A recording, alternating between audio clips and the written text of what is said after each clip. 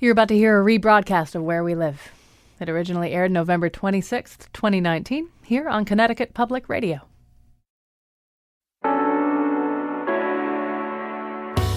This is Where We Live from Connecticut Public Radio. I'm Lucy Nalpathanchel. The nation's infrastructure, its roads, its bridges, and rail lines are old, and policymakers on the federal to local level often debate how to fix or maintain them. But what about the nation's dams? Today we learn about an Associated Press investigation into these structures. The AP looked at data on dams in 44 states and Puerto Rico and found nearly 1,700 pose a potential risk.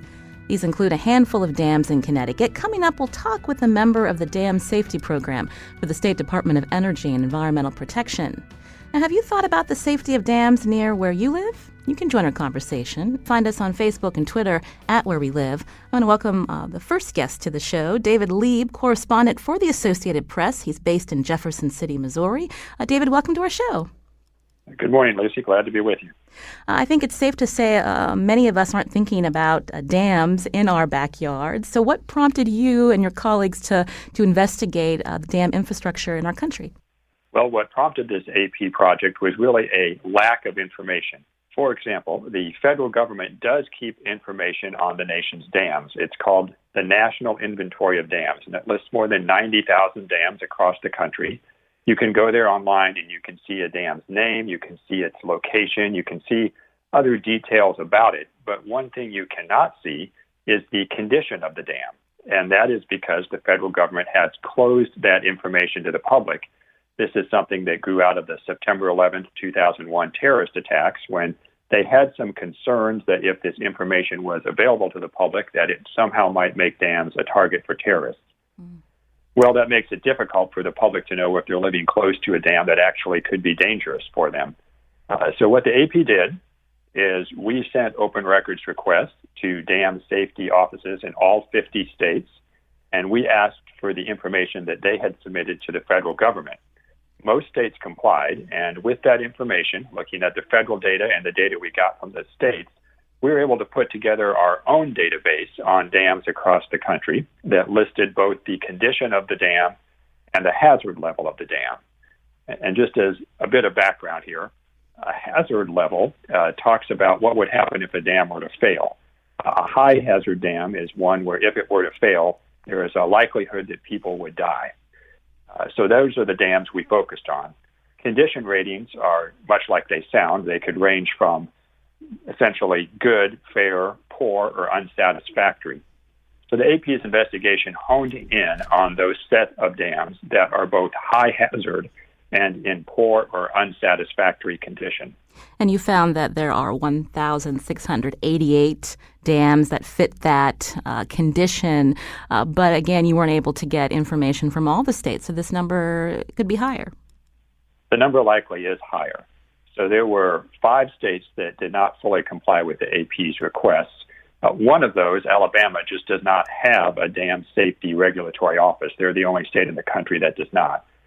Then some of the other states that didn't comply included Illinois, Maryland, New Jersey. They declined to give us the condition ratings of their dams, citing exemptions in their own state's open records laws, much like the federal government had. And then Texas also declined to give us some information. They declined to give us the hazard level of their dams.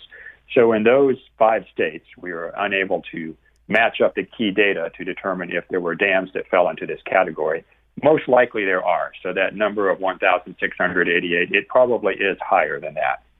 And David, can you talk more about the dams that are considered high hazard dams? When you say that they're in this condition, what are some of the issues that they have that would make them potential for them to break? Right. So a high hazard dam basically means it's built next to people. It doesn't necessarily mean it's in bad condition.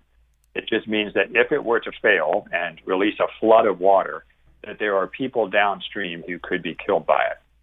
So that's where the second category comes in, and that's the condition rating. So the condition rating, if it is poor or unsatisfactory, there could be a variety of things. When we read inspection reports from across the country, and in some cases there are obvious things that you would think of, such as there's cracks in a concrete dam, or if it's an earthen dam, like many of them are, there's water seeping through and bubbling up on the backside of the dam. That could indicate that there's internal erosion, and if that happens, the dam is subject to fail. In some cases, the problems were maybe what you wouldn't expect. In an earthen dam, there may be rodents burrowing holes in the dam, literally, or they're just overgrown with trees or brush. And if that big tree were to fall down, well, its roots would come up and take a chunk out of the side of the dam. In other cases, problems are some you may not expect or may not be able to tell just from looking at it. One of the more common problems we found were dams with inadequate spillway capacities. And what that means is those dams are just unable to handle the maximum amount of water that might come at them in a major rainfall event. This matters because if a spillway can't release water, then it's likely water would come over the top of a dam. And when water starts flowing over the top of a dam, particularly if it's an earthen dam, it starts eroding the backside of that dam, which increases the likelihood that it can just fall down and unleash a flood. We're speaking with David Lieb, correspondent for the Associated Press. He's based in Jefferson City, Missouri, about a 2-year investigation by the AP that found scores of dams, 1,688 to be exact, nationwide, that are in bad shape. And we're talking about some of the reasons why that is. When we think about these dams as well, David, many of them built a long time ago? The average age of a dam across the country is more than a half century old, more than 50 years old.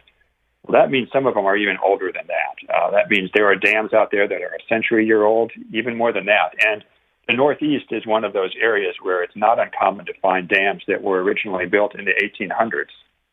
We're going to be talking about some of the dams that fit that timeline when they were built here in Connecticut later on where we live.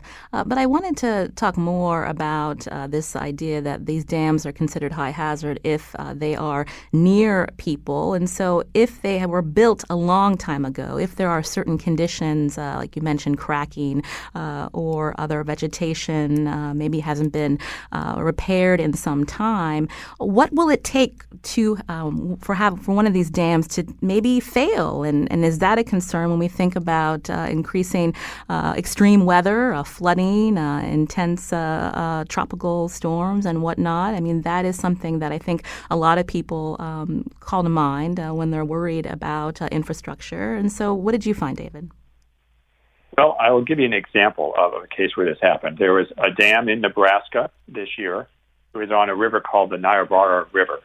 The name of the dam was the Spencer Dam, and it's about 91 years old. It was built for hydroelectricity a long time ago, and it was still producing some hydropower. Now, nowhere near the amount of hydropower that a modern dam would produce, but it was still functioning. It basically serves as a dam that allows water to pass through. It's really not meant for flood control. So earlier this year, around March or so, there was a major winter weather event in the Great Plains where you had what they call a cyclone bomb storm. A funny name, but essentially the pressure drops and it's bringing lots of snow and rain, and the ground was frozen up there. So when this snow and then the rain fell on it, the ice started melting, the river started rising rapidly, and this dam was simply unable to hold back the amount of water and the large ice chunks that were coming at it. So this is what is basically an extreme weather event, the basic definition of it. The dam failed, and in its path was a guy that lived just a few hundred yards downstream. The dam totally washed away his home, his business. His body actually has not been found. And that dam, it actually had been rated as a significant hazard, not a high hazard dam, which would be the highest level. It maybe should have been rated as a high hazard dam. But because it wasn't, under Nebraska law, it was not required to have an emergency action plan, which would describe what to do, the steps to take, the people to notify when there's a dangerous situation. And this man that lived just beneath the dam had maybe a few minutes warning before it broke. Some workers from the hydroelectric facility, realizing that they were going to not be able to save the dam, got in their truck, went by this guy's house around 5 o'clock in the morning, knocked on his door, warned him that the dam was in danger, and then they fled in their truck, leaving him behind. He never made it out of there. That's a really sad story. They didn't have an emergency plan then. What does the state of Nebraska have now? Well, there's a lawsuit over this, as you might surmise. And Nebraska, I don't believe, has changed its policies yet, but this is a case where if it had been rated as a high hazard plan, then high hazard facility, then the owners of the dam would have been required to come up with this emergency action plan. There's a separate plan for every dam that exists because circumstances are different in each place. Let's talk about who owns these dams. A majority of them privately owned, and so does that impact how often they're being reviewed and maintained, David? Most of the dams across the country are privately owned. Now, how often dams are inspected really varies by state. In some states, a high hazard dam might be inspected every year or every other year. In some states, though, that's once every 5 years. So that varies widely across the states because there's no national requirement for how often you inspect these facilities. And then it varies even more among states because some states have exemptions to which dams must be inspected. So just as an example, in Texas, where there are roughly 7,200 dams, they exempt all dams on private property with a capacity of less than 163 million gallons of water that are rated insignificant or low hazard, not high hazard, and are located outside the city limits in any county with fewer than 350,000 people. Now, that's a mouthful, but the bottom line is that roughly 45% of its dams are exempt from regulation. And in Missouri, where there's more than 5,000 dams, they only inspect about 650 of them. And that's because state law exempts all dams that are under 35 feet or used for agricultural purposes or are subject to federal regulation. So you can see there really is a sort of a patchwork across the country of how these dams are inspected. Has there been any movement in Congress or within particular lawmakers in these states where there's exemptions that property owners are concerned and they want to see the federal government act or at least provide resources for states, David? I'm not aware that there's been any movement on a federal level to set up a national standard for how often dams must be inspected. But there has been some movement to provide at least a little bit of money. And you might say it's a drop in the bucket, but nationally, it's been estimated that it could take $70 billion to repair the nation's dams and modernize them. Well, this most recent fiscal year, the 2019 fiscal year, Congress did appropriate $10 million for high hazard dams in poor condition in areas that put people at risk. That money was distributed to about half the states. Basically, every state that applied got a drop of it. I don't believe Connecticut got any. That money was not to actually make repairs to the dams, but to fund the initial engineering and planning work for future repairs to these dams. Mm-hmm. You said $70 billion to repair the nation's dams? Yeah, that's the estimate from the Association of State Dam Safety Officials about what it would take if you tried to repair and bring all of these 90,000 dams across the country into modern conditions. When we think about infrastructure, the first thing that may come to mind are roads and bridges. And so this idea that states, even the federal government's going to be thinking about water infrastructure, is that problematic when you also think about how populations are changing? People are living in high-density areas that may be near dams that could fail. Right. So obviously dams are just not something that people think about as frequently as roads and bridges. People use roads and bridges every day. In some cases, people may not be aware that there is a dam that's maybe 5 miles upstream. You can't see it. You're just not aware that it's there. But one thing that is readily apparent by looking at these emergency action plans for dams is that if a dam were to fail, it's not just going to affect the people that live within eyesight of it. That dam is going to unleash water into a creek, which is going to flow into a bigger stream, into a river. And so the flood inundation zone for a dam it stretches several miles. You know, it's not just 1 mile, 5 miles, 10. It could be 15 miles or more downstream of areas that could be affected, particularly if there's homes in the valley along a riverbed. David Lieb is correspondent for the Associated Press. He's joining us from Jefferson City, Missouri, as we learn more about this 2-year investigation looking into the nation's dams. This is Where We Live. I'm Lucy Nalpathanchel. After the break, we want to learn more about dams here in Connecticut. Do you live near a dam? Have you thought about whether it's safe? You can join us. Find us on Facebook and Twitter at Where We Live.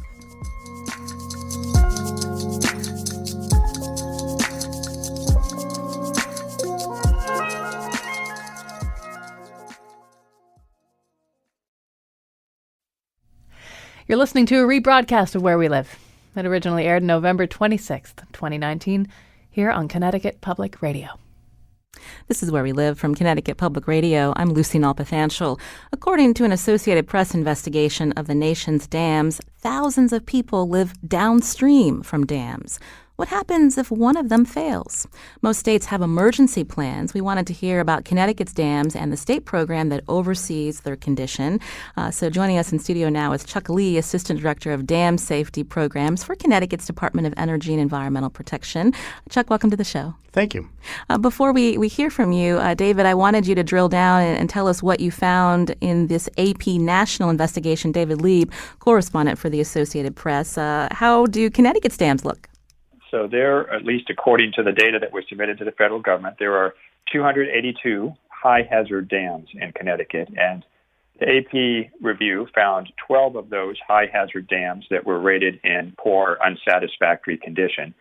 Compared to what we see nationally, that is not a high number, somewhere in the middle to the bottom half of states. So I suppose that's a good thing.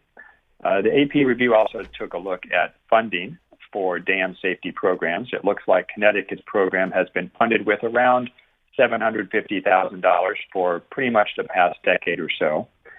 We took a look at staffing in the offices, and these figures are all figures that come from reports to the U.S. Army Corps of Engineers in an annual survey. It looked like Connecticut's office, its dam safety program, had 8 full-time people around 2010, and that dropped down to 6 in 2011, where it's been since then.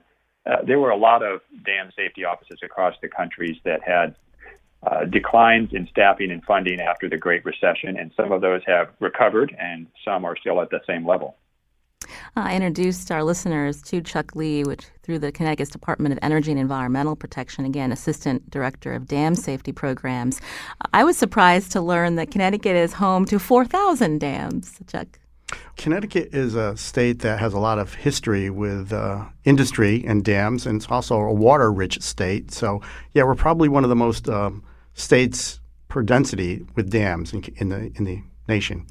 So what was your reaction to the findings that David Lieb has just went through with us in terms of Connecticut's dams? I think the Associated Press and the local reporters are doing really a service to the public by putting this information out and making people aware about the issues with dams. I think they're doing a great job in looking at the data, and it was a lot of work to synthesize all this information and put these stories out. So we're actually appreciative of their work. When we think about the history of dams in our state because of industry, when we look at them today, tell us about some of the uses that are there certain dams that we definitely need because of reservoirs, but then others, could they be demolished, or do they serve a purpose today? Yeah, we have a whole gamut of different situations with lakes. Some of them are used for recreation. Some of them are used for drinking water supply. A handful are used for hydropower. And a lot of them are really relics of the Industrial Revolution that may not have a need today, or at least for the original purpose. But there are people who now use those water bodies that are created by those dams for recreation, and that's something we need to consider. We heard, again, David Lieb mentioning that a majority of dams in our country are privately owned. Is that the case as well in Connecticut? Yeah, I believe it's about 84% of the dams in Connecticut are privately owned. So, yeah, it is a situation where this infrastructure is not entirely owned by a municipal or state government. And so then how does your department come into play in terms of looking at the condition and making sure that if there is a rating that might raise eyebrows, that these owners are maintaining them? Well, we regulate all dams, whether they be state-owned, municipally owned, or privately owned. And so each dam is required to be inspected at a rate based on the hazard classification that David explained earlier. Those inspections, as of, I believe, 2016, come into our agency. We used to do the inspections ourselves as an agency, but now that is owner-responsible inspections. Those inspections come into our agency. We review those inspections. We either agree or disagree with the findings, and then we respond to the dam owner with a letter of what we believe they need to do to take follow-up action, if any. And what is the law again in terms of how often these owners must be inspecting and then reporting to you the findings? For a high-hazard dam, they need to inspect that every other year. For a significant hazard dam, that's every 5 years, and it goes down from there. Well, David mentioned that there were 12 dams in Connecticut that were rated poor, unsatisfactory. So in that case, those dams would be reviewed every other year? Well, in my understanding, there was nothing that was in the unsatisfactory category. They were all in the poor category. And the poor category, at least in Connecticut, means that based on the inspection, the identified repairs need to be done under a licensed professional engineer. It can't be done by the dam owner themselves. And so that's an important note that I want to make, is that we don't believe those dams that are in poor condition are ready to fail. We believe that there's repairs needed that need to be done by an engineer with the guidance of an engineer. So that's the difference. If we had unsatisfactory dams in Connecticut, we could take immediate action. Probably that immediate action would be to draw down the impoundment so that the dam would be safe by not failing. There would be no water or pressure behind the dam. So we're not in that situation in Connecticut, but we do have 12 that were identified by the AP, and we know about those dams. None of those we feel are in immediate danger of failing. Immediate danger today, but we know that with extreme weather events, that can change quickly. And so I guess the question we have for you is then, what are the plans in place if there was extreme flooding in terms of these emergency plans, people living around these dams? How quickly could the state respond? So how that works in Connecticut, I believe it was 2014, legislation and regulations were passed that required dams that are high hazard dams or significant hazard dams to have what we call emergency action plans. And what that is a process that's identified in paper that the dam owner must take, probably working with their engineer, to monitor that dam and then to notify emergency officials downstream. And the emergency officials are aware of the plan, and they're supposed to take actions to evacuate if necessary. David Lieb, I'll go back to you again, correspondent for the Associated Press. As we hear from Chuck Lee within Connecticut's Department of Energy and Environmental Protection, Connecticut doing a better job than other states? Well, I would think Connecticut is in the upper half of states as far as its attention to the dams in its jurisdiction. So just by way of comparison, obviously Connecticut is a smaller state, but there are states that spend more. California, for example, is putting $20 million a year into its dam safety program and has 77 people in its office. And it had a scare with the Oroville Dam, which is the nation's tallest dam. 2 years ago, it had a spillway failure, and it had to evacuate nearly 200,000 people. And after that, California revamped its laws, is requiring more information, better emergency planning from dams in the state. And it has spent $1 billion just repairing that dam alone. There are some other states that have taken action, usually after problems. South Carolina, for example, had dozens of dams fail in 2015 and 2016, literally dozens, after a tropical storm parked off the coast there. Since then, it has tripled the personnel in its dam safety program, and it has increased the amount it's spending from about $250,000 to about $1 million a year. So it really varies across the country, but some states have a much bigger backlog of high-hazard dams in poor condition. By comparison, if Connecticut has 12 of those, Georgia has 198 of those, North Carolina 168, Pennsylvania 145. So some states really have quite a few dams that are in this category of being high hazard and in poor or unsatisfactory condition. Chuck Lee, we heard David Lieb talking about this dam in Nebraska that was rated, did not have a high hazard rating, but it still failed because of extreme flooding. And so when people hear that story, it may make them cause for concern, especially if they live around a dam. And so can you maybe explain more about how these dams are reviewed, and so that people living near dams that might be on this list, these 12 poor condition dams in Connecticut, that they should not be worried? So how dams are reviewed is that the dam owner is required to hire a licensed professional engineer to inspect that dam and submit that report to us. A lot of our work is following up to make sure that happens. So there are some dam owners that haven't been following up with the regulations, and we are in contact with them to make sure they come into compliance. Does the department have enough resources to do that? David mentioned that since the recession, a lot of states, their staffing has declined. I think he said Connecticut has 8 full-time at one point. Has that declined at all with Connecticut's financial issues? Right now we have 6 people working full-time in our dam safety regulatory program. It's pretty much stayed the same over the years. We're certainly busy. We have plenty of work, and we keep on that. So there's always a need for more resources, but we're pretty busy, and we're trying to follow up the best we can. Can I ask, in the state of Connecticut, who is advocating for more resources for the Department of Energy and Environmental Protection for your specific program? I would say there are some organizations that are pushing for dam removal in Connecticut, which is certainly a help to us, like the Connecticut Fund for the Environment or Save the Sound or the Nature Conservancy are very active in working with private dam owners to see if they'd be willing to remove their dams. They come into us, and we work in partnership with them to find funds to help move those processes along. So those 2 organizations are really involved with dams in Connecticut. You're hearing Chuck Lee, Assistant Director of Dam Safety Programs for Connecticut's Department of Energy and Environmental Protection here on Where We Live. David Lieb is also with us by phone, correspondent for the Associated Press, as we hear more about the AP's investigations of the nation's dams. We're looking now into Connecticut's dams. You can join our conversation. Find us on Facebook and Twitter at Where We Live. Margaret's calling from Roxbury. Margaret, you're on the show. Hi, thank you. Thank you for this show on an important problem. Beautiful show. I am one of those people who's actually advocated for more money for DEEP for its dam safety program. My question to you is, since in recent years the burden of the inspections has shifted to the dam owner, which was a surprise to many, it's quite heavy in some cases, are you all looking at more actively, not just waiting for groups, and do you have some funding to help with the removal of dams, which there are many, many small dams, as you know, Mr. Lee, and if they could come down, we would have healthier rivers and we would have richer landowners. They wouldn't have to pay for that dam care. Do you have a proactive or any money for being aggressive in that area? Well, thank you for that question, Margaret. I think, as you know, we've worked with your organization, Rivers Alliance, to try to move forward the process of dam removal.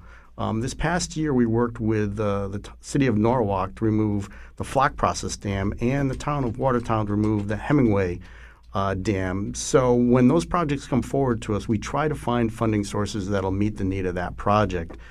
We might have some funds, what we call SEP funds, or supplemental environmental penalty funds, that we could use, or grants from NOAA or EPA, and we try to put those projects together to assist those communities to remove those dams. We don't have any exact dedicated funding for that, but we do, I think, a very effective job in finding funding to make those projects viable.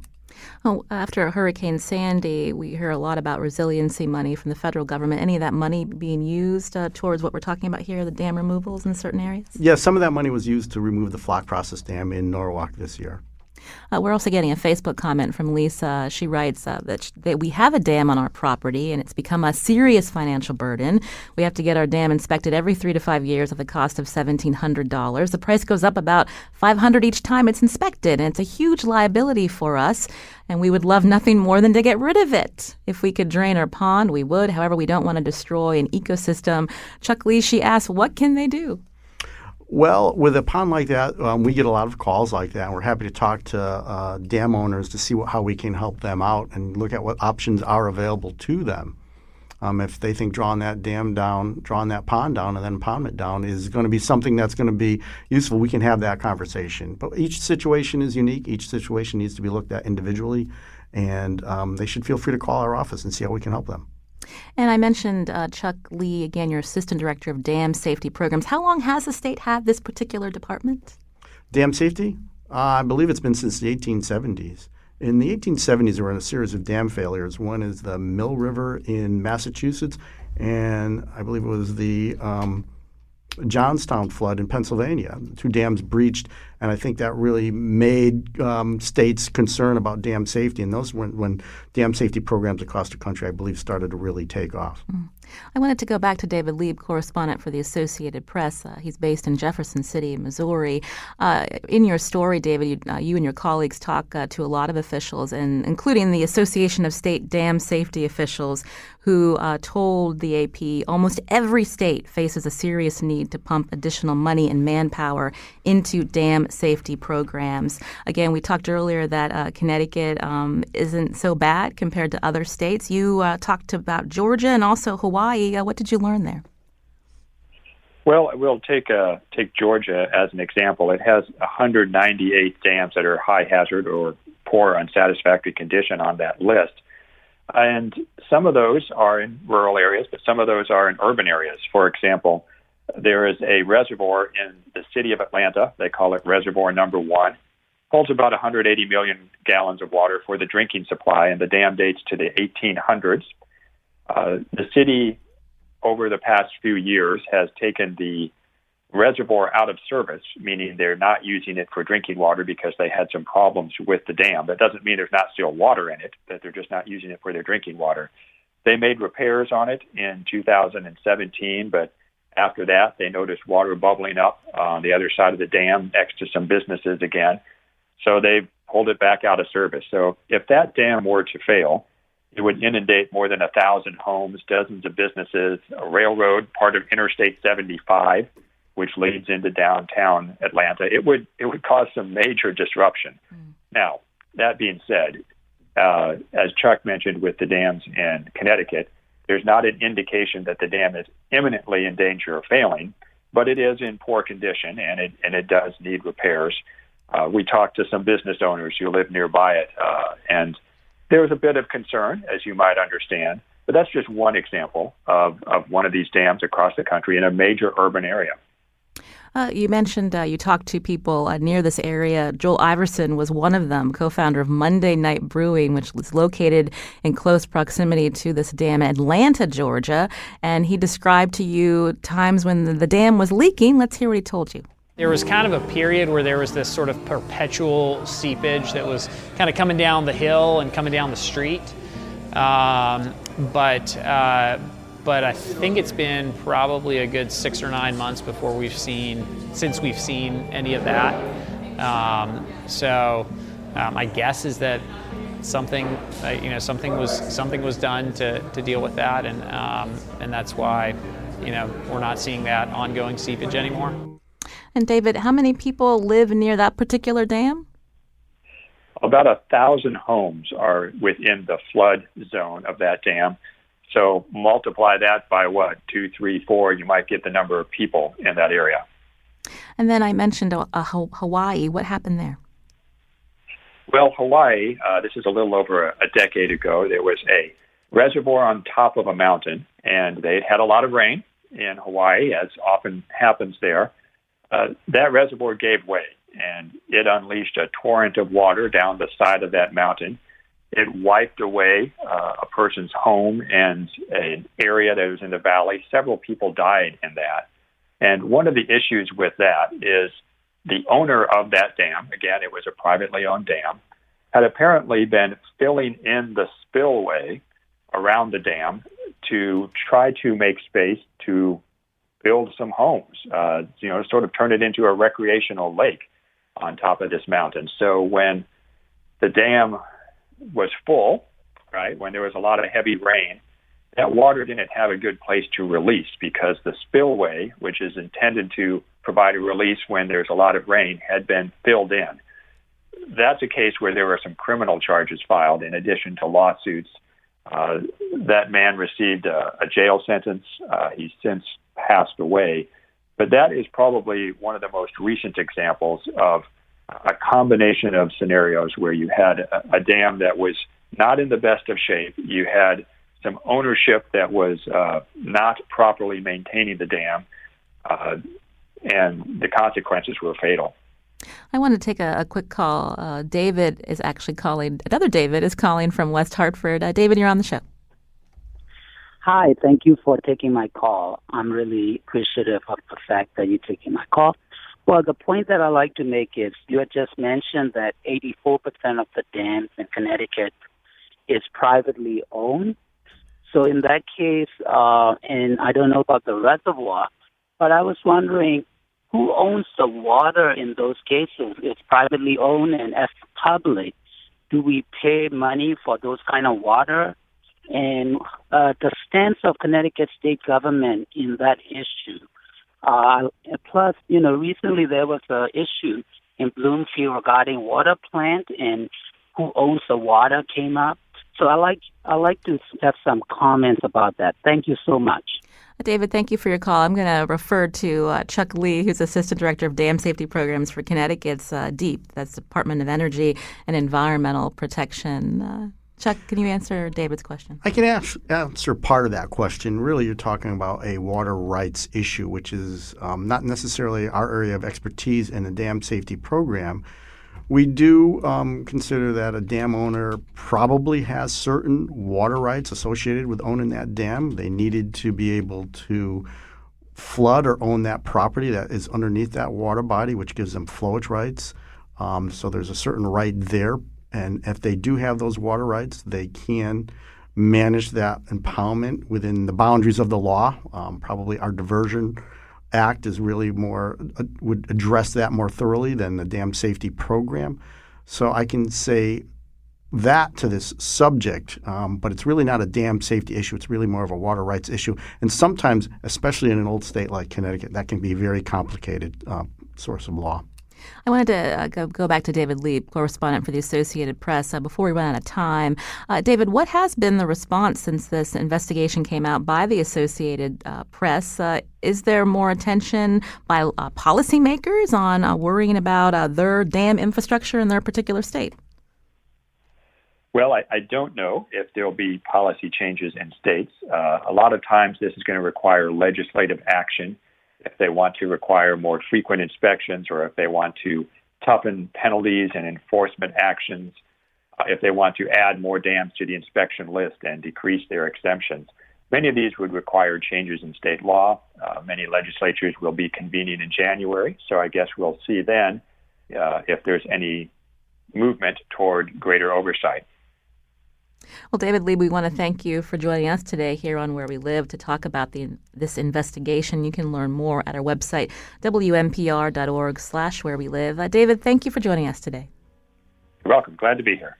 This is Where We Live from Connecticut Public Radio. I'm Lucy Nalpathanchel. Staying with us is Chuck Lee, Assistant Director of Dam Safety Programs for Connecticut's Department of Energy and Environmental Protection. Coming up, we're going to talk about when Middletown's Crystal Dam broke. What's its condition today? We're going to hear more after the break. You can join us, too. Find us on Facebook and Twitter at Where We Live.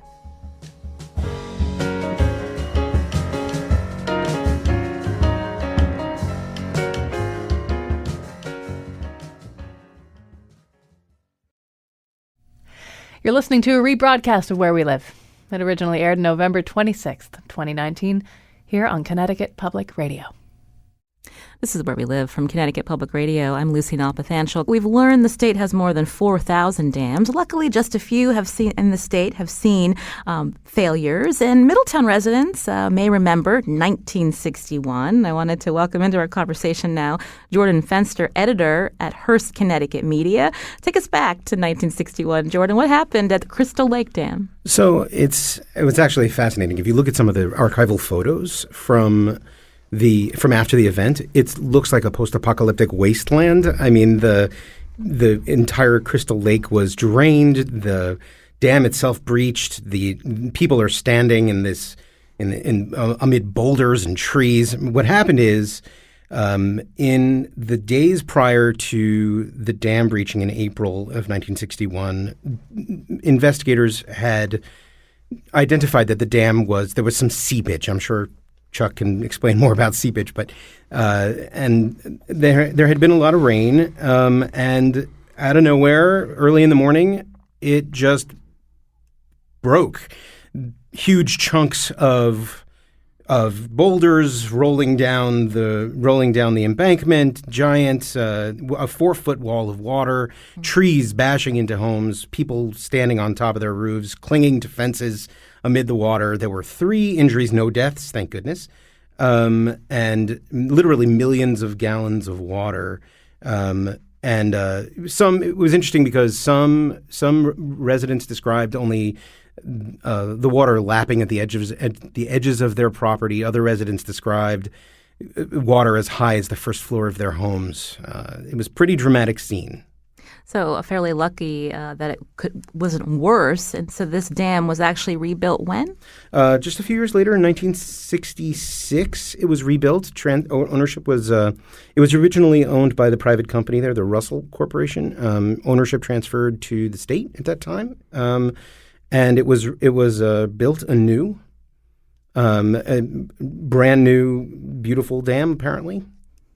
And I understand, though, that this is, Crystal Lake Dam is one of the 12 that the AP investigation found to be in a particular rating of poor. And so what does that mean for residents and the city of Middletown? Has there been discussion about what to do with this particular dam? I would say that there's been some concern among local residents. But look, I went up to Chuck's office. He was kind enough to show me all of the blueprints for the repairs that are almost ready to get going, I guess. My understanding is that the current condition of the dam is reasonably good. There was some concern in the 90s. There was a spillway. The spillway was blocked. Those repairs happened in the 1990s, and as recently as the 2016 inspection, which was the most recent inspection of the dam, it was in decent shape with just some upgrades, I think, that were necessary. The reason, as I think Chuck said earlier, that the dam is rated in poor condition is because it needs an engineer's oversight in order to make those upgrades. Chuck Lee, can you tell us more about Crystal Lake Dam and what Jordan has just mentioned? Well, I think Jordan's story that was published a few weeks earlier gave a lot of good information about the actual situation with the Crystal Lake Dam. Our plans for that dam is we want to reduce the downstream slope of the dam so that we can maintain it more easily. Right now it's stone, or what we would call grouted riprap. We want to make that a grassed bank so that we can mow it rather than using hand tools to cut the woody vegetation. We need to maintain the dam in a way that there is no woody vegetation on it. We also need to make some adjustments to the spillway so that it doesn't have problems with blocking up. So far with this project, we've hired an engineer. We've done preliminary designs. We've also purchased a property to the side of the dam that will allow us better access. And we're negotiating with adjacent property owners to get access to actually do the project. And that's where we are with that project. In terms of making these particular adjustments and repairs, who would be paying for that? That's going to be the state of Connecticut. The state of Connecticut is the owner of that dam. We're the responsible party for the dam, and we estimate that project, when it's completed, including purchase of property, is going to be about a $2 million project. Mm-hmm. Jordan, we heard Chuck mention that the state is currently negotiating with property owners adjacent to that area. So that can be a sticking point, trying to find a compromise. And tell us what's going on there. So the property owners are a group, a national fraternal organization called the Polish Falcons. There's what they call a falcon's nest there. They use it for events. They rent it out for weddings, things like that. And I think their concern, I don't want to speak for them, but their concern, I think, is that I think what the state would like is access to the dam, better access to the dam, and what they want is to preserve their views. The views and the usage of that property is, I think, their main concern. They just want to make sure that the weddings that they hold there, the events that they hold there, have that tree line, have that beautiful view that they currently have. And my understanding from the Polish Falcons is that they are ready and willing to negotiate. That those negotiations have been ongoing for a while, and it should be wrapped up, I think, by the end of this year.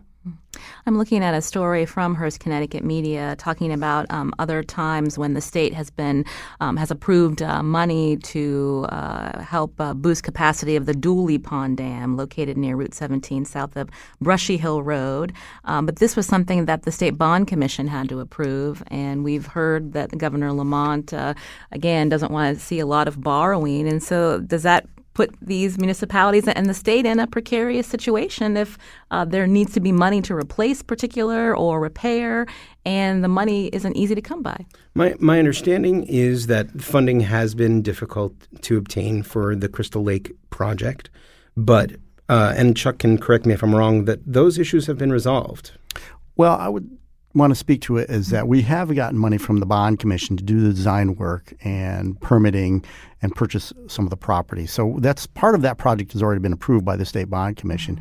We have yet to go to the State Bond Commission and ask for money to do the construction because we're not quite ready to implement the project. But when we have a project that's permitted and fully designed and property easements have been negotiated, we'll go to the Bond Commission, and at that time, the Bond Commission will decide if that's something the state can afford to move forward with. The Bond Commission usually meets monthly, so if there's an opportunity one month, not 1 month, it might be in the next month. But considering Governor Lamont's debt diet, there is a lot of scrutiny from his administration about which projects to be funding. That's true. There is a scrutiny of those projects, but last June we actually received $1.3 million from the Bond Commission to move forward with some of our critical projects. We just got a quick Facebook comment from George who wants to know about the Stevenson Dam, a big dam with Derby and Shelton and a lot of homes downstream. He wants to know what the condition is, considering also the steady traffic. So not even a question of how flooding would impact homes, but major roadways. Chuck. One thing about the Stevenson Dam, that's actually owned by a power utility. It's a hydroelectric dam. And that's really not regulated by the state of Connecticut. It's regulated by the Federal Energy Regulatory Commission, FERC. And so our involvement is a little less so than most dams in the state of Connecticut. But because it's that type of dam, it's a very large dam. It's one of the larger dams in the state of Connecticut regulated by FERC. The condition of that dam is always looked at very closely. You may be getting some listeners calling up your department, Chuck, after today's show, wondering about the condition of their dam. So if community members are concerned or want to know more, how can they learn more? Well, they can go to our website. We have a lot of information on our website, and I think you can spend a lot of time looking and learning about dams from our website, or they can always call our department and have a conversation. There are 5 engineers that will be working that might respond to that question, and we'll dig into our files and try to get people answers. We'll make sure that we link up to, Connecticut's Department of Energy and Environmental Protection website at WNPR.org/where we live to learn more about the dam safety program. But I do want to thank Chuck Lee for joining us, Assistant Director of Dam Safety here in Connecticut. Chuck, thank you. Thank you. Also, thank you to Jordan Fenster, editor at Hearst, Connecticut Media. We've linked up to all of the great reporting that you and your colleagues have done, including that look back of what happened to Crystal Lake. Thank you so much. Thanks for having me. Today's show produced by Lydia Brown. Also thanks today to Carmen Baskoff on the phones. And our technical producer is Kyone Wolf. Learn more about the show, download our show, and learn more about it on your favorite podcast app.